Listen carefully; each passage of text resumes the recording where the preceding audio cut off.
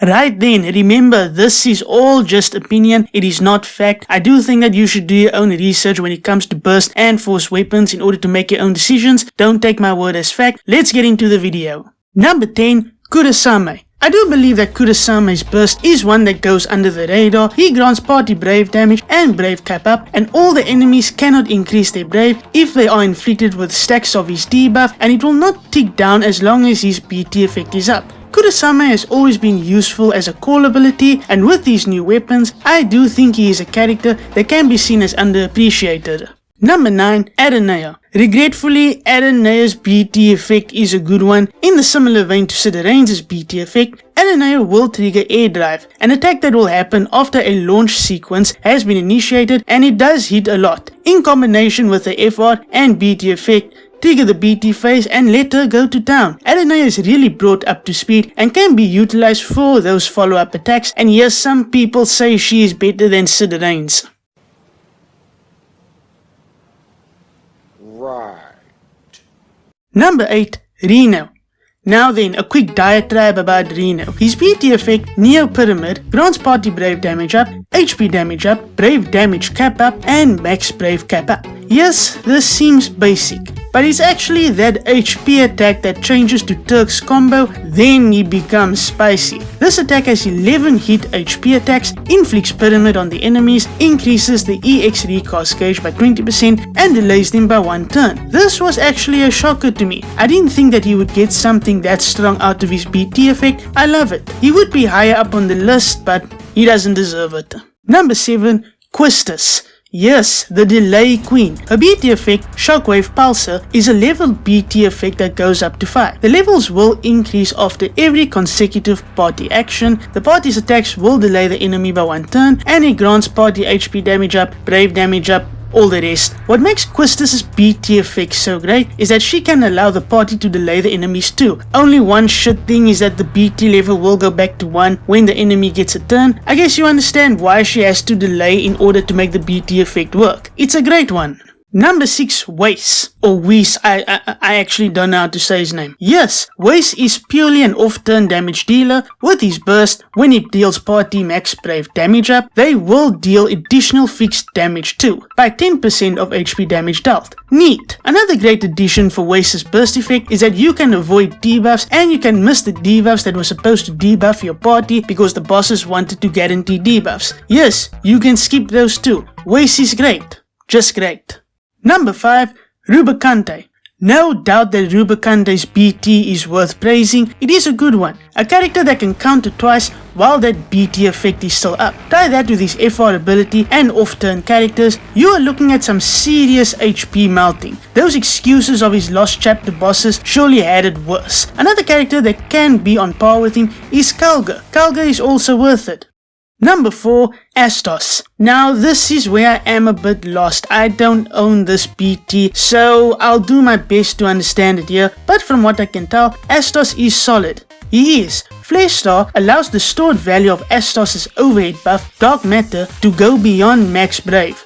Wow. Of course I will go over him in an analysis video in the future, but this Dark Elf is a nuke. Pair him up with Kina, you have an apocalypse on your hands. Number 3. Core. This guy, man, this guy, can he get any better? Yes, he can. With his BT effect, Crimson Lion's Dance, Oath of Absolute Defense will be on both party members. His BT effect does grant party attack, party brave damage up, HP damage up, and all the good stuff. Core has always been a good option for off-turn damage comps, and he has helped me several times in fights. I love him. Number 2. Aerith, one of my favorites. I love Aerith's burst, and that animation always hurts my feelings. Her burst effect, Holy, grants a gold buff called Prayer to Save the Planet that lasts for 4 turns, and it grants the party HP damage resist up and brave damage resist up. An overhead buff will also be present called White Materia's Brilliance. This overhead buff has a level cap of 3, and when it reaches the 3rd level, it will trigger up a follow-up attack, and the buff's level will reset back to level 1. The HP damage of the follow-up attack depends on the value stored with White Materia's Brilliance, and if someone should die while Aerith's burst effect is up, they will be revived. I really like this burst. She also overheals with it. It's a great one. It's one to look out for. Number 1. Kina. No shadow of a doubt, Kina is a proficient character. The beat effect grants party max brave cap up and party brave gains up, and your units will deal the HP damage limit. It's their kit and their overhead buff, called Frogs, that also brings in the punch. In all honesty, I don't know what the devs were smoking when they added Kina, but this is a unit worth praising and one that is worth pulling for. Don't worry, I will do an analysis video for Kina's kit, but right now I think Kina has the best burst.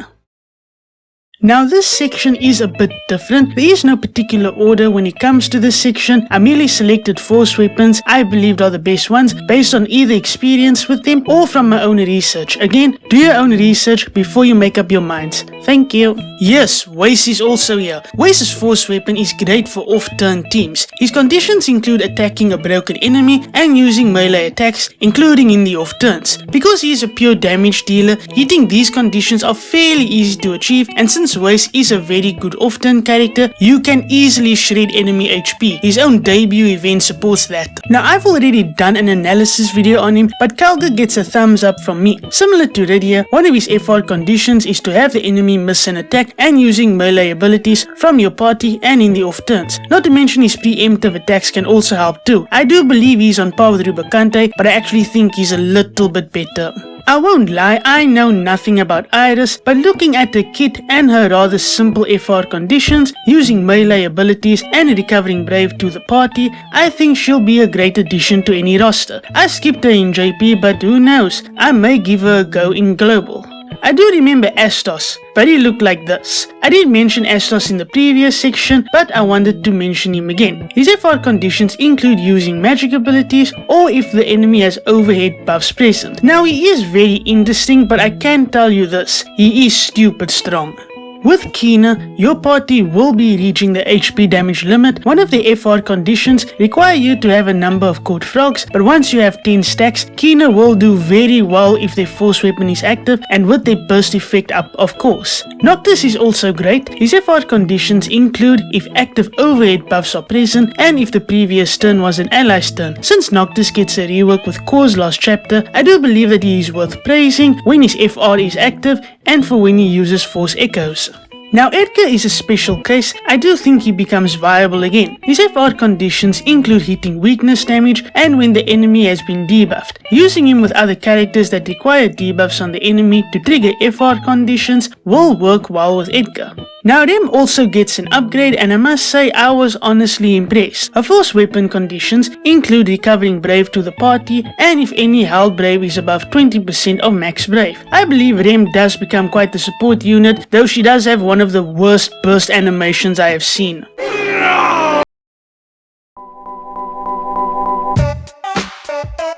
Hi everyone, now remember this is just my opinion on burst and force weapons. It doesn't necessarily mean that this is official. Every single character is viable in this game and you can make them work in different fights. And it's up to you to decide who will work and who will you pull for and which weapons you want to skip out on. Like I said, these are just the weapons I believe to be suitable and are great in my eyes. Let me know if you believe I have overlooked anyone in the comments below. See you guys next time.